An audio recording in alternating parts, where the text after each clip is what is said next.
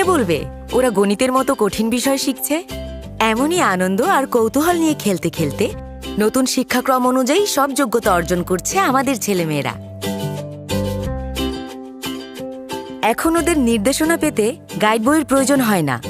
নিজের পর্যবেক্ষণ, বিশেষজ্ঞ এবং অভিজ্ঞদের কাছ থেকে সাক্ষাৎকার, অন্যান্য বই এবং ইন্টারনেট থেকে অনুসন্ধান করে শিখে নিচ্ছে প্রয়োজন মতো।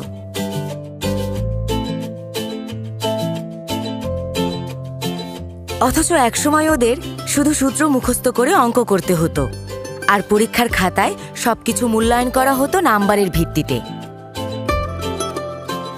কিন্তু পড়াশোনার উদ্দেশ্য তো শুধু ছেলেমেয়েদের গায়ে নাম্বারের লেবেল লাগানো নয়। ওরা যেমন জীবন্ত, প্রাণবন্ত, তাদের শিক্ষাও হওয়া চাই জীবন ঘনিষ্ঠ ও আনন্দময়।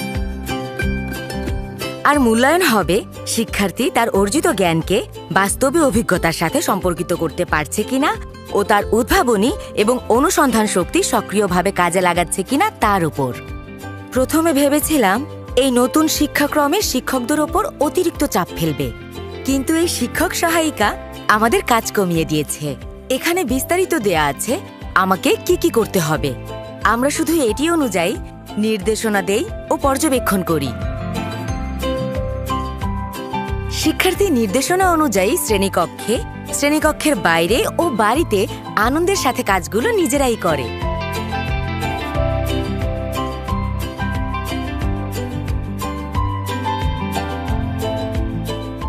বিভিন্ন বিষয়ের ওপর অনলাইন ও সরাসরি প্রশিক্ষণ আমাদের দিয়েছে ছাত্রছাত্রীদের পড়ানোর ব্যাপারে আত্মবিশ্বাস।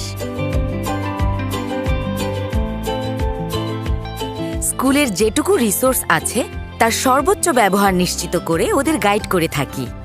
এছাড়া বিকল্প উপায়ে কিভাবে শ্রেণী কার্যক্রম পরিচালনা করতে হবে তারও নির্দেশনা দেয়া আছে শিক্ষক সহায়িকায়।